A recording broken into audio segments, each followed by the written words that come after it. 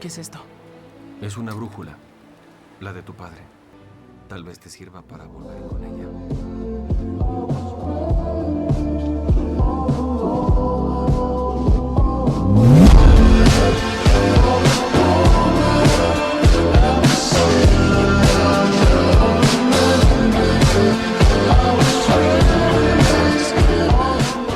Durante una fascinante expedición científica en Islandia, el brillante y audaz Trevor Anderson, junto a su sobrino Sean y la encantadora guía local, Hannah, se encuentran inesperadamente atrapados en una misteriosa cueva. La única vía de escape que se presenta ante ellos los obliga a adentrarse cada vez más en las profundidades de la Tierra. A medida que avanzan por mundos nunca antes explorados, el trío se enfrenta a criaturas surrealistas e inimaginables, desde plantas devoradoras de hombres hasta gigantescas pirañas voladoras, y desde pájaros resplandecientes hasta los temidos dinosaurios de eras pasadas. Pronto los aventureros perciben que la actividad volcánica a su alrededor está en aumento, lo que les lleva a comprender que deben encontrar una manera de regresar a la superficie antes de que sea demasiado tarde. Todo comienza con Trevor Anderson, un científico y profesor de ciencias que recientemente ha tenido un sueño inquietante en el que su hermano Max es perseguido por un dinosaurio y está a punto de caer en un volcán. Al despertar, Trevor inicia su rutina matutina y posteriormente se dirige al instituto en bicicleta para impartir sus clases. En el aula, Trevor se encuentra hablando sobre el continente Pangea, pero nota con desánimo que sus alumnos no muestran ningún interés en el tema. Más tarde conocemos a Leonard, quien se halla en el laboratorio intentando congelar un malvavisco. Al llegar Trevor, lo saluda cordialmente y Leonard le informa que su jefe se encuentra presente. Trevor se aproxima a su superior, quien le pregunta cómo fue su clase sobre la deriva continental. Con un tono sarcástico menciona que no hubo mucho eco entre tan pocos estudiantes. Luego le comunica una mala noticia. La universidad ha decidido cerrar el laboratorio de su hermano Max, ya que planean utilizar ese espacio como almacén. Trevor responde con firmeza, explicando que el laboratorio se dedica a desarrollar teorías que Max había formulado sobre la predicción de fisuras volcánicas en el manto terrestre. Sin embargo, su jefe lo interrumpe, afirmando que dichas teorías nunca fueron comprobadas y cuestionándole si al menos hay sensores de su hermano que aún estén operativos. A pesar de esto, Trevor insiste en que no es un buen momento para cerrar el laboratorio, ya que ha registrado actividad sísmica reciente en Bolivia y un cambio de 13 milímetros en Mongolia. Le suplica a su jefe que mantenga abierto